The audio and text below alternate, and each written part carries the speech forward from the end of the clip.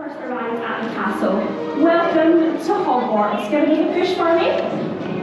Push them? Perfect. Well done, guys. Okay, so come on in, everyone. Careful. Sorry. Okay, this is the Great Hall of Hogwarts. It was one of the first sets ever constructed for the films, and as you make your way inside, I'm sure you couldn't help but notice it's also one of the largest.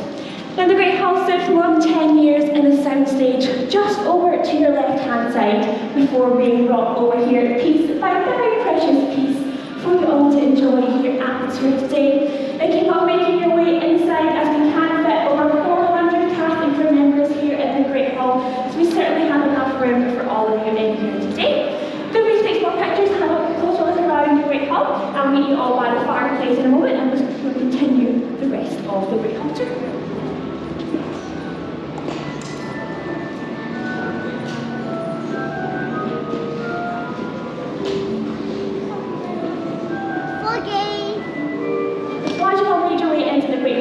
Closer look around, I'm sure you couldn't help but notice something rather large in here is actually missing. If you have a look up for me, you'll see that we actually do not have a Great Hall ceiling. And remember, the Great Hall ceiling was actually enchanted to look like the night sky. And it's a little bit tricky to get the clouds and stars of the night sky inside this room. So they were actually added with computers. A ceiling model was made though, and we have that for you to have a look at around the corner as you exit the Great Hall. Something that is available, if you give it for a great big stamp for me. This is real York flagstone, as you would find in a real castle or cathedral up and down the country. During the first film, they saw that this floor would endure quite a lot of wear and tear over the course of all of the films, and so it was the best way to make it last for the duration. And it did, it's quite some of the biggest scenes, including, who could forget, the sorting ceremony all the way back in the very first film. Speaking of which, we do have all four houses here in the Great Hall today. So we'll start over here on the left-hand side. Over here we have Slytherin House.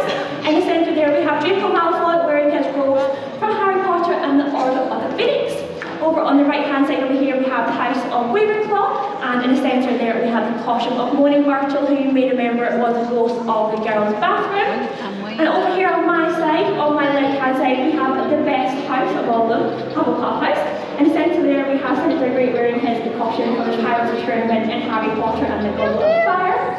But now onto my right-hand side we have the House of our heroes, Gryffindor House. And over here at the very end we have a particular tour favourite costume. This one here on my left is Harry Potter's first ever set of school robes with his Gryffindor tie and his tiny wizarding hat, which Daniel Radcliffe wore aged 11 years old on set of the very first Harry Potter film over 20 years ago now, so it's a very, very long time ago. But now, just as Harry, Ron and Hermione did, you've got two Great Hall doors down the centre aisle, up towards this table up here with the midst of Britain's finest acting talent, who were the teachers of Hogwarts. And up here, for the very first time for our feature, we have the Frog Choir from Harry Potter and the Prisoner of Azkaban, ready to play their wonderful song. Do you remember what song it was that they sung in the Frog Choir in that film? This one? Perfect. So, these frogs here are made of silicone, so they're very, very heavy. But when we found this on set, we actually had people who stood behind the actors, we held the frogs and maybe puppet them so that they weren't having to hold them back on set by themselves during that film. Now, onto our Care of Magical Creatures teacher. Over here on my left, we do have Mr. Rubius Hagrid, who's played by Ron Hall trained in films. But I've got a very big secret for you all. That's not his actual costume. In fact, he never would have worn that costume at all. He's a tall man, he's about 6'2", but he's not quite tall enough to play a half giant.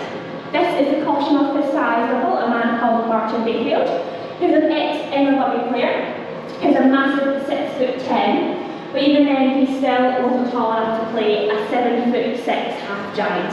So they had to add stilts to his shoes, padded out his costume, and he made an animatronic head resembling what we call Trey's face, so he played the actor on screen. And we have that right for you to have a look at later on today in our Creatures workshop. Before we move on, though, I've got a few points to note. If you've got one of our digital guides with the green lanyard, your tour begins just as you exit the Great Hall. By the way, of course, keep an eye out for the round number icons on the way enter.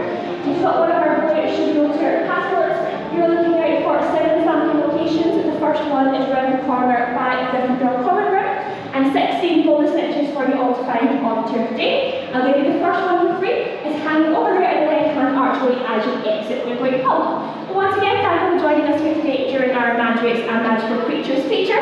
You're now free to go behind the scenes and explore the most magical film series in the world. Thank you.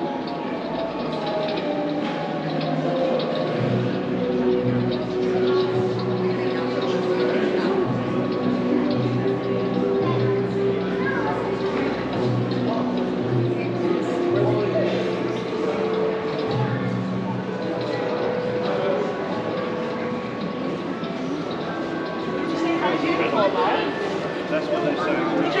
They used to hang on them. Yeah, he's actually hit it.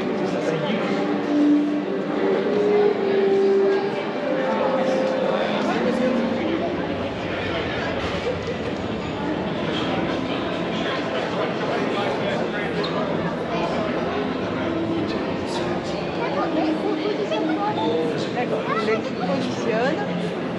Attends.